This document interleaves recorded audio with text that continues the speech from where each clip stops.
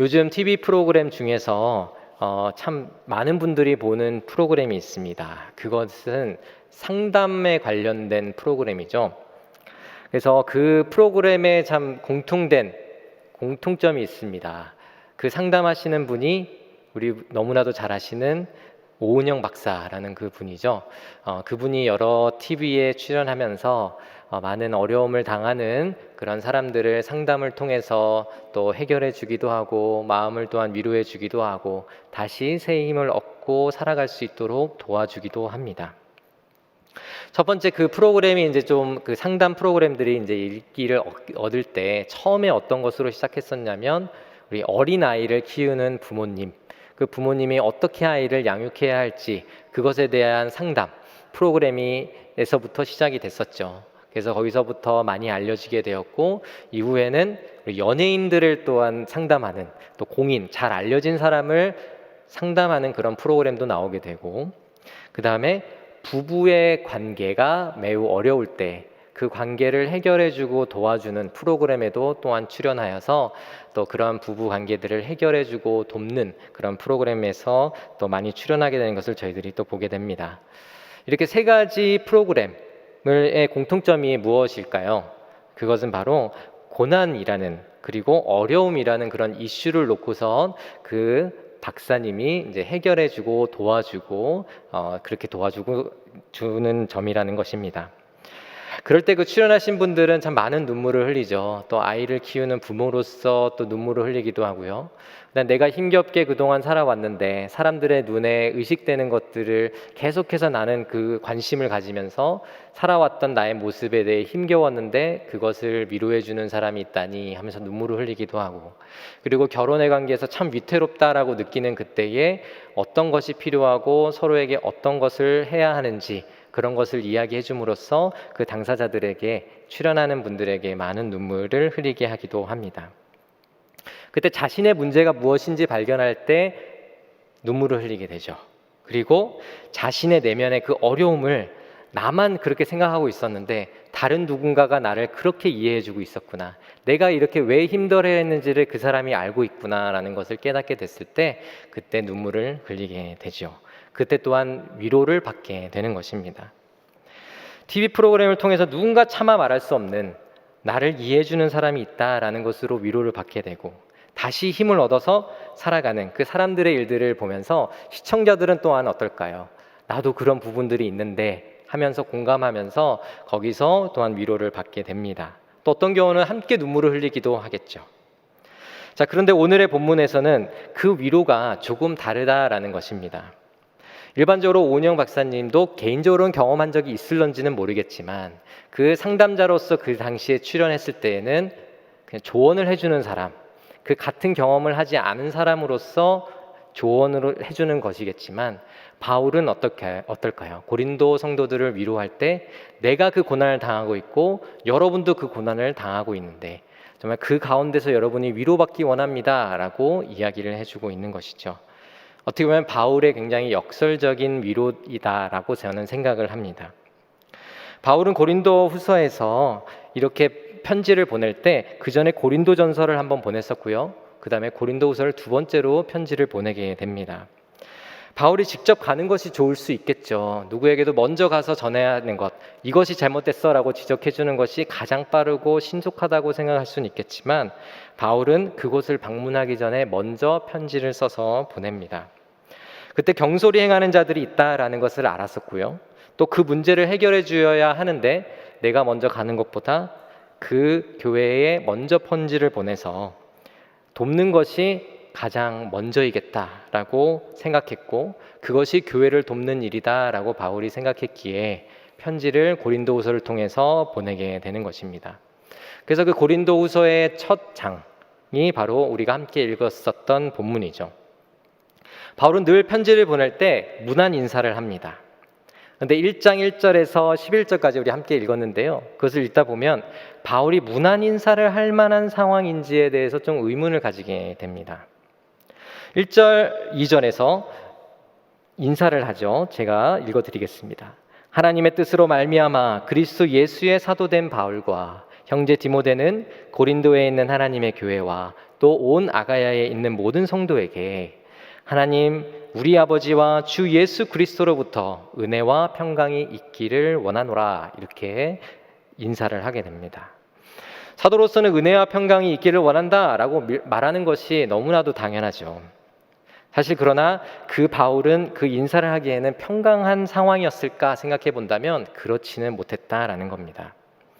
바울은 편지를 보내기 전에 어떤 상황이었을까요? 저희가 8절과 9절의 그 일부를 좀 읽어보았으면 좋겠습니다. 8절, 9절 제가 좀 함께 읽겠습니다. 형제들아, 우리가 아시아에서 당한 환난을 너희가 모르기를 원하지 아니하노니 힘에 겹도록 심한 고난을 당하여 사형 선고를 받은 줄 알았으니. 네, 그렇습니다. 아시아에서 당한 환난이 무엇인지는 학자들마다 좀 다릅니다. 사도행전 19장에서 은으로 만든 그 신상을 놓고선 바울은 그것이 신이 아니다라고 지적을 했을 때, 그렇게 지적한 바울 때문에 데메드리오라는 그 사람이 있는데, 그 사람이 세공인인데, 그 세공인과 또 같은 업종에 있는 그런 사람들이 모여서 적지 않은 소동이 일어났다라는 그러한 이야기를 주장하는 그런 학자들도 있고요.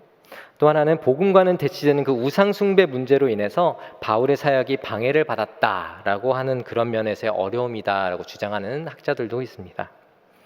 그것이 무엇이든 상관없이 중요한 것은 복음 전파 사역을 감당하는 바울과 그의 동역자들에게 닥친 환란이 있었다라는 것이고, 그 환란의 강도는 어떠했을까요? 힘에 겹도록 심했다라는 것이 우리에게는 가장 주목해야 하는 부분이다라는 겁니다. 바울은 숱한 고생을 다 겪었던 사람이죠. 복음을 위해 매를 맞기도 했던 사람입니다. 그런데 그에게서 힘에 겨운 심한 고난이다라고 하는 말이 나오고, 또 살 소망까지 끊어졌다라는 말까지 나오고, 또 사형 선고를 받은 줄 알았다라는 말이 나온다라는 것은 자신이 이때까지 겪었던 것보다 어떤 때보다 더 극심한 고난을 내가 당하고 있다라는 것을 바울이 이야기하는 것이죠. 이런 상황에 처했던 그 바울에게 은혜와 평강이 있기를 원한다라는 그 말은 저희가 가능한 그렇게 말할 수 있을까라는 생각을 우리가 하게 되는 것이죠. 근데 거기에 더해서 바울은 이렇게 말합니다. 3절에서는 찬송하리로다, 이렇게 고백을 한다는 겁니다. 이렇게 찬송하리로다라고 고백하면서 하나님께 영광을 돌리고 있다라는 거죠. 바울이 살 소망이 끊어지고 사형 선고를 받은 줄 알았다라고 할 정도로 심한 고난과 환난을 당했음에도 불구하고 하나님을 찬양하고 있고, 그리고 더불어 성도들에게는 은혜와 평강을 이야기하고 있다라고 말할 수 있는 이유, 그것에 대해서 우리가 좀 생각을 해봐야 되겠습니다. 그 첫 번째 이유는 이것입니다. 3절과 4절에 나오죠. 제가 한 절, 여러분이 한 절, 이렇게 교독하도록 하겠습니다. 찬송하리로다. 그는 우리 주 예수 그리스도의 하나님이시요 자비의 아버지시요 모든 위로의 하나님이시며 우리의 모든 환난 중에서 우리를 위로하사 우리로 하여금 하나님께 받는 위로로서 모든 환난 중에 있는 자들을 능히 위로하게 하시는 이시로다. 아멘. 바울은 환난을 당할 때에도, 환난의 폭풍이 지나가고 나서도 하나님을 계속해서 바라보았습니다. 그리고 하나님의 어떠하심을 보았습니다. 그리고 하나님의 그 어떠하심을 믿었습니다. 근데 여기서 그 어떠하심이 무엇입니까? 바로 자비하신 하나님, 자비로우신 하나님이다라는 겁니다. 그리고 그리스도를 보내신 은혜의 하나님입니다. 또 모든 위로를 주시는 하나님입니다. 이 하나님을 나는 믿고 있기에 이렇게 고백하게 되는 것이죠. 바울은 자비의 아버지, 이것을 복음적인 표현으로 사용하여서 바울뿐만 아니라 함께 고난을 당하는 그 교회를 위로하시는 하나님을 찬양함으로 높여드렸습니다. 하나님은 세상에서 어떤 것으로도 구원을 얻을 수 없는 그 자들을 구원하시기 위하여 어떻게 하셨습니까? 예수 그리스도를 보내셨죠. 그것을 그 전부터도 계획하셔서 이 모든 것을 실행하시고 신약시대에 반드시 이루셨던 것입니다. 바울은 그분이 그리스도를 믿는 자에게 구원의 은혜를 베푸시는 하나님이신 것을 믿었다라는 것이죠. 바울은 우리가 믿는 동일한 복음을 우리도 믿고 있고, 또한 우리는 그것도 믿음으로써 구원을 받게 되었고 우리는 그렇게 살아가고 있죠. 근데 그 훨씬 이전에 바울도 또한 같은 복음을 듣고 믿고 그러면서 하나님의 부르심을 받아 사명자로서 그 복음을 전하는 삶을 살아가고 있었습니다. 하나님의 뜻과 계획 안에서 부름받은 그 하나님의 자녀인 바울, 또한 우리, 정말 바울과 우리가 그리스도 안에서 당하는 그 고난 당할 때 그 위로하시는 그 하나님을 고백하기 원했던 것입니다. 바울은 이 정도에서 멈추지 않죠. 하나님의 하나님 되심을 고백하고 찬양하는 것에서 머무르지 않고 그리스도의 고난과 위로가 자신에게 넘치고 있다라고까지 말하고 있습니다. 5절에서 이렇게 말씀합니다. 그리스도의 고난이 우리에게 넘친 것 같이 우리가 받는 위로도 그리스도로 말미암아 넘치는도다. 아멘. 왜 그리스도의 고난이 바울 자신에게 넘친다고 말하는 것일까요? 그리스도를 위하여 당하는 고난은 그리스도께서 직접 당하신 그 고난에 비한다면 너무나도 작기 때문입니다. 그리스도의 고난이라고 한다면 우리는 예수 그리스도께서 십자가에 당하신 그 고난만 우리는 생각하게 되죠. 하지만 그것뿐만 아니라 거룩하신 하나님께서 공중 권세 잡은 자 아래서 행하는 그 죄인들이 있는 세상 가운데 오시는 것, 그 세상에 오시는 것 또한 고난이라는 것입니다. 그리고 세상 시간과 공간 안에 제약을 받지 않으시는 그 하나님께서 시간과 공간 안으로 들어와서 스스로 사람과 같이 제한을 받는다라는 것, 그것 또한 그리스도에게도 고난인 것입니다. 물론 가장 큰 고난은 십자가에 달려 죽으시는 것, 그리고 하나님과 완전히 끊어지는 단절을 경험하게 되는 것, 모든 죄를 지시고 주님과 하나님과 완전히 단절되는 것을 경험하는 것, 그것이 예수 그리스도에게는 가장 큰 고난이었겠죠. 그러나 앞에서 말씀드린 것처럼 세상에 오시는 것 또한 고난이었다라는 것입니다. 이것에 비한다면 그리스도를 위하여 당하는 고난, 바울이 당한 고난, 이것은 너무나도 작은 것이고 또 예수 그리스도께서 당하신 그 고난, 그것은 너무나도 큰 것입니다. 그렇기에 바울은 차고 넘친다라고 고백을 하는 것이죠. 고린도서 4장 10절에 이런 말씀이 있습니다. 우리가 항상 예수의 죽음을 몸에 짊어짐은 예수의 생명이 또한 우리 몸에 나타나게 하려 함이라. 아멘. 그리스도의 고난에 참여하는 것이 영광이죠. 그런데 이렇게 그리스도의 고난에 참여하는 것이 차고 넘치는 영광인데 또한 어떤 것이 있습니까? 동시에 이런 고난으로 인하여서 받는 그리스도의 위로도 차고 넘친다라는 것입니다. 그리고 감당할 수 없이 크다라는 것이죠. 예를 들자면 이런 것입니다. 요셉이 억울하게 감옥에 갇혔을 때 결코 편하지 않았겠죠. 캄캄한 감옥 속에서 어떻게 평안하게 지낼 수 있겠습니까? 그때에 두 관원장을 만나는데요. 첫 번째 술 맡은 관원장을 만나서 그의 꿈을 해석해 줍니다. 그때 해석해주고 나서 이런 말을 합니다. 내 사정을 바로에게 아뢰어 이 집에서 나를 건져 주소서라고 말합니다. 요셉도 빨리 빠져나가기를 원하는 것이죠. 이 상황에서 나는 빨리 건져짐을 받았으면 좋겠다라는 소원을 가지고 있었던 것이죠. 그런데 술 관원장은 어땠습니까? 까맣게 잊어버리게 되죠. 이때 요셉이 만약 절망했다면 이제는 안 되는구나, 이제는 풀리지 않는구나 라고 주저앉았다면 마치 하나님의 역사가 멈추는 것처럼 보였을 것입니다. 하지만 하나님은 그 캄캄한 감옥 속에 있는 그 요셉과 함께 하셨습니다.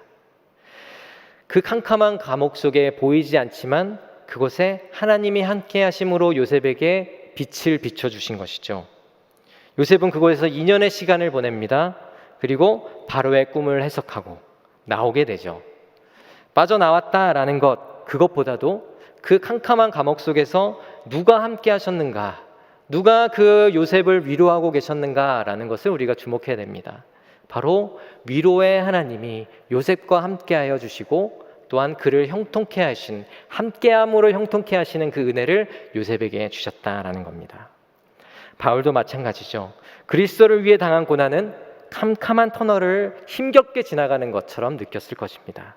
하지만 그리스도를 위해 살아가는 그 바울을 하나님께서는 또한 기뻐하시고, 또한 기도 중에 주님을 찾고 말씀을 따르는 중에 하나님이 바울과 함께 하셨습니다. 그래서 나에게는 너무나도 힘겹고 죽을 것 같은, 사망 선고를 받은 것 같은 그러한 환난 중에 있지만 위로의 하나님이 나와 함께 하시고 내가 그리스도의 고난을 바라보며 이 고난을 견딘다라고 바울은 이야기할 수 있게 된 것이죠. 우리에게 고난은 결코 쉽거나 달가운 것은 아닙니다. 여기에 어느 누구도, 저 또한 그러한 고난을 당한다면 어느 누구도 이것을 반갑게 그 고난을 맞이할 사람은 없습니다. 만약 피할 수 있다면 피하는 것이 좋겠다라고 생각하는 것이 사람으로서 너무나도 당연한 일이겠죠. 그리스도께서도 얼마나 십자가의 그 중압감이 느껴지셨으면 이 잔을 내게서 옮기시옵소서라고까지 기도를 했을까요? 하지만 예수님께서는 하나님께서 세우신 그 구원의 약속을 이루시기 위하여 순종하셨고, 그래서 십자가를 지셨습니다. 피할 수 있다면 피하고 싶겠죠, 우리는. 근데 만약 그리스도를 위한 고난을 나의 뜻대로 피할 수 있다면 이 고난에 대한 위로도 과연 받을 수 있을까라는 것을 우리는 좀 생각해 보아야 합니다. 우리가 고난을 피하기 위하여 도망가기보다 그 고난 속에서 누구와 함께하기를 원하는가, 그것을 우리가 먼저 구하며 나아가야만 합니다. 누구에게 구해야 합니까? 위로의 하나님께 나아가 구하는 것이고 자비의 하나님께 나아가 구하며 나아가는 것입니다. 우리가 과거를 돌아보면 우리는 어떤 것을 먼저 생각하게 될까? 어떤 것을 더 선명하게 생각하게 될까? 기억하게 될까? 좀 이것을 생각해 본다면 이런 두 가지를 생각해 볼 수 있습니다. 마치 하나님의 도우심이 잘 느껴지지 않지만 조용하고 평안한 것, 그리고 반대로 너무나도 힘겹고 고난을 당한다라고 나는 생각하고 느끼고 있는데 그 가운데는 하나님이 뭔가 함께하고 계신다라는 것을 느끼고 있을 때, 경험하고 있을 때 여러분은 어떤 것을 더 선명하게 기억하고 계십니까? 저는 힘들었지만 그 가운데서 하나님이 나를 이끌고 위로하시며 끌고 가셨던 그 경험을 저는 더 생생하게 기억하게 됩니다. 힘들었지만 하나님이 나와 함께 하셨다고, 그것을 경험하게 하셨던 것이 나에겐 너무나도 큰 은혜고, 그때의 경험으로 인하여 또한 앞으로도 나에게 주어진 여러 가지의 상황에 있다 할지라도 우리는 그런 하나님을 믿고 나아갈 수 있게 되는 것입니다. 이것이 우리에게는 위로의 하나님의 역사가 일어나는 것이고 위로의 하나님의 은혜를 우리는 경험하게 되는 것이죠. 근데 우리가 이 고난은 하나님께서 나에게 허락하신 것, 그리고 우리의 힘으로는 절대로 피할 수 없는 것, 그것을 너무나도 잘 안다면 우리는 그 고난과 함께 무엇이 주어진다라고 생각해야 될까요? 풍성한 위로가 우리에게 또한 주어질 것이다 라는 그 믿음으로 나아가기를 원하시는 것입니다. 고난의 순간순간이 우리를 잠식해 온다 할지라도, 그렇게 느껴진다 할지라도 우리는 위로의 하나님, 그리스도의 넘치는 위로가 있음을 또한 이 시간 믿으며 나아가시는 우리 성도님 한 분 한 분 되시기를 주님의 이름으로 축복합니다. 두 번째는 고난과 환난, 하나님께서 허락하신 고난과 환난에는 목적이 있다라는 것입니다. 여러분은 고난과 환난의 목적이 무엇이라고 생각하십니까? 우리가 범죄하여 당하는 그 고난과 환난이 아니라면 애매하게 당하는 고난, 다시 말하면 억울하게 당하는, 우리가 진리를 붙잡고 나아가는데 당하는 그러한 어려움들, 인생에 닥치는 그런 고난에는 하나님의 뜻과 목적이 있다라는 것입니다. 우리에게 직접 당하는 고난일 수도 있고요, 나와 함께하고 내가 정말 사랑하는 사람이 당하는 고난을 지켜보았을 때 느끼는 어려움도 있을 것입니다. 고난의 종류는 여러 가지가 있을 수 있겠지만 그 고난의 목적은 하나다라고 바울은 이야기해주고 있습니다. 그 고난의 목적의 답을 바울이 6절에서 해주고 있는데요, 6절은 저희가 함께 읽도록 하겠습니다. 우리가 환난 당하는 것도 너희가 위로와 구원을 받게 하려는 것이요.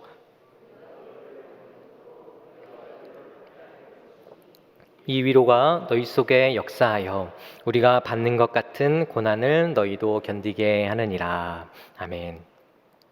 바울과 그의 동역자가 당하는 그 고난을 바라볼 때 고린도 교회 성도들은 어떤 심정이었을까요? 첫 번째로는 굉장히 안타까웠을 것입니다. 바울에 비해 나는 그러한 고난을 당하고 있지 않고 바울은 너무나도 극심한 고난을 당하는 걸 지켜볼 때 안타까운 마음이 먼저 들 것입니다. 그리고 걱정스러운 마음이 먼저 들겠죠. 또한 이런 마음도 들 것입니다. 정말 그 바울을 그 상황 속에서 건져 주십시오 주님 하면서 중보하며 나아가는 그러한 마음도 하나님이 또한 주셨을 것입니다. 제가 바울이라는 그 영화를 본 적이 있습니다. 바울 그 영화의 배경 속에서 이런 일들이 있습니다. 당시에는 그 믿는 자들을 잡아서 화형을 시켰던 그러한 장면이 나오는데요.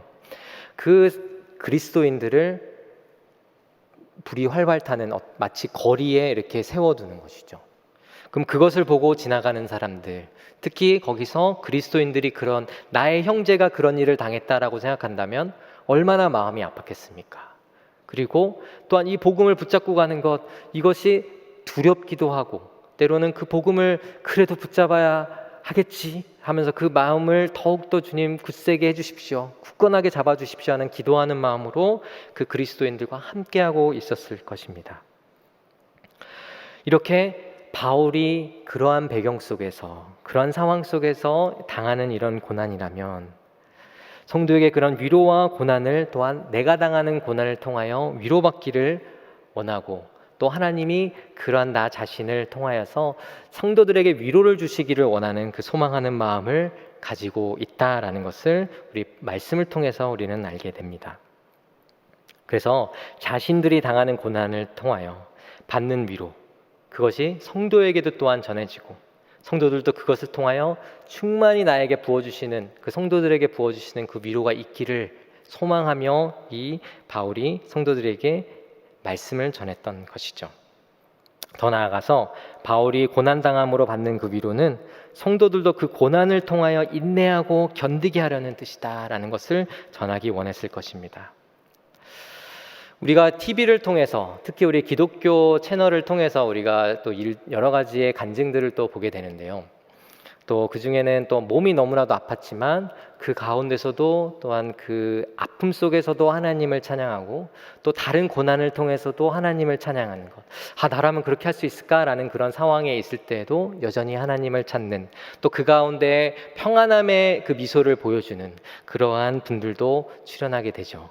우리가 그런 사례들을 바라본다면 우리는 어떤 마음이 들까요? 처음에는 힘들겠다, 좀 동정스러운 마음도 있을 것이고요, 정말 슬픈 마음도 있을 것입니다. 그러나 정말 그러한 분들을 우리가 바라볼 때 고난 속에서 하나님을 만나고 있구나, 그곳에서 정말 하나님이 진짜 살아계심이 이분을 통해서도 바라보게 되는구나 하면서 우리의 마음속에 또한 도전이 되기도 하죠.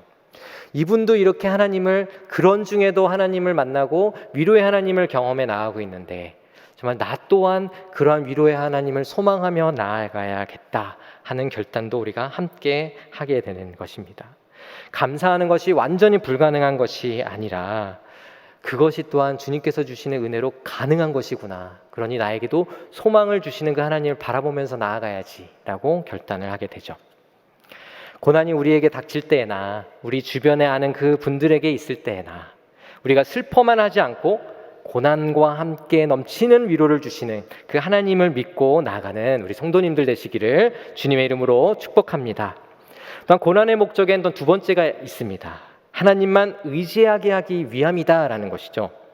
9절에서 10절의 말씀이 있습니다. 저희가 한 목소리로 읽도록 하겠습니다. 우리는 우리 자신이 사형 선고를 받은 줄 알았으니 이는 우리로 자기를 의지하지 말고 오직 죽은 자를 다시 살리시는 하나님만 의지하게 하심이라. 그가 이같이 큰 사망에서 우리를 건지셨고 또 건지실 것이며 이후에도 건지시기를 그에게 바라노라. 아멘. 사형 선고를 받은 줄 알았다라는 것은 이미 손쓸 수 없는 상태이다라고 이야기하는 것과 같죠. 죽는 것 외에는 어떤 것도 선택할 수 있는 선택지가 없다라고 생각이 드는 그때가 바로 사망 선고를 받았다라고 이야기할 때겠죠. 자신의 능력과 의지는 아무런 도움이 되지 않는 그런 때를 말하는 것입니다. 이럴 때 하나님께서는 이 고난을 통하여 하나님만 의지하게 하시려고 그 가운데 두셨다라고 말씀하고 계십니다.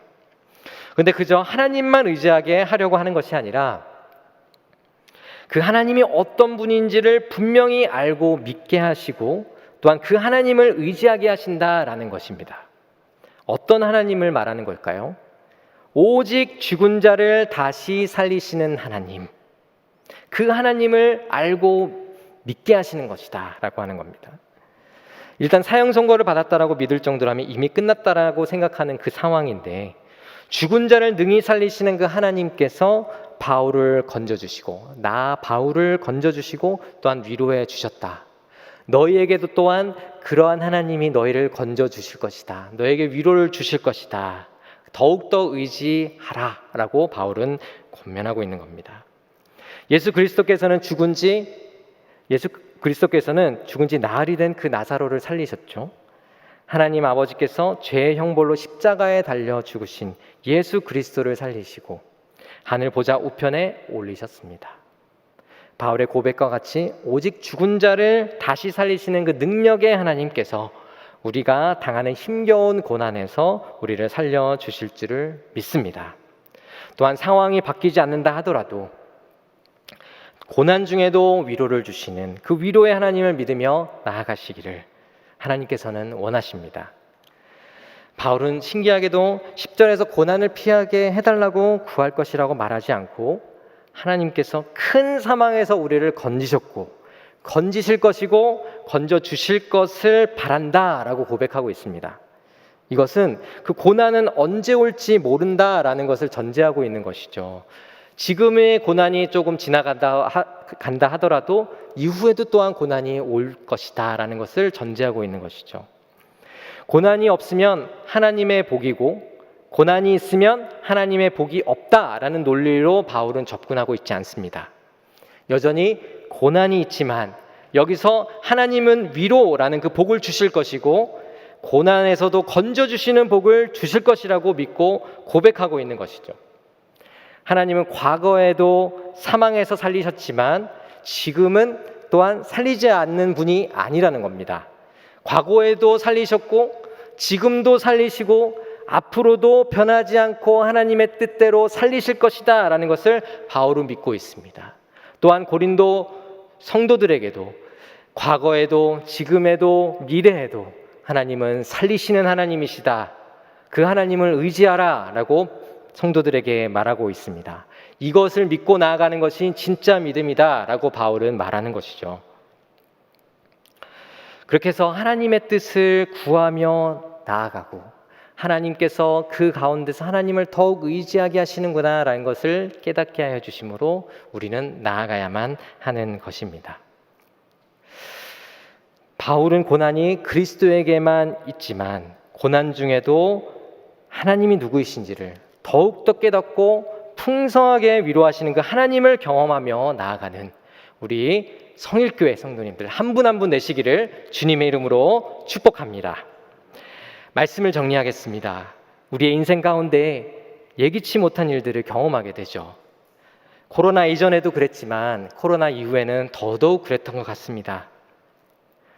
정말 하나님을 의지하지 않고는 살 수 없는 그런 환경에 우리가 처해져 있는 그것을 우리는 코로나 이후로 경험하게 되죠. 우리는 우리가 믿는 하나님이 누구인지를 반드시 알아야만 합니다. 고난 가운데서도 환난 가운데서도 하나님은 그리스도를 보내주신 그 자비의 하나님이시고 모든 위로의 하나님이시라는 것을 믿고 나아가야만 합니다. 우리가 믿는 하나님은 죽은 자를 살리시는 분이시고 모든 환난 중에 있는 자들을 능히 위로하시는 분이시다라는 것을 우리가 믿고 나아가야만 합니다. 우리가 문제를 해결하고 고난에서 헤쳐나올 힘이 없는 이해할 수 없는 상황에 있을 때라도 하나님 우리에게 원하시는 것은 환난 속에서도 인내하게 하시고 환난 속에서도 위로하시는 그 하나님의 손길을 경험하게 하신다라는 그 믿음을 가지고 한 걸음 한 걸음 나아가야 합니다. 그리고 자기를 의지하지 않고 하나님만을 바라보고 아무것도 손쓸 수 없는 상황 속에서 주님만을 바라보아야 하는 것입니다. 바울은 자신이 당한 고난이 예수 그리스도를 위한 고난이고 이 고난은 영광스러운 고난이다라고 여겼습니다. 그리스도의 영광스러운 고난이 바울에게 넘쳤고 그리스도로 인하여 그 고난의 위로가 또한 넘쳤던 것처럼 우리에게도 우리가 원하지 않았지만 당하는 그 고난과 어려움을 또한 다 이해할 수 없어도 이것 또한 그리스도 안에서 허락된 것임을 믿고 그리스도께서 차고 넘치는 위로를 우리에게 주실 줄 믿습니다. 나에게 주어진 현재의 삶을 살아갈 때 주님 나와 함께 해주시고 차고 넘치도록 위로를 부어 주옵소서 하는 소망하는 마음으로 나아가시기를 주님의 이름으로 축복합니다.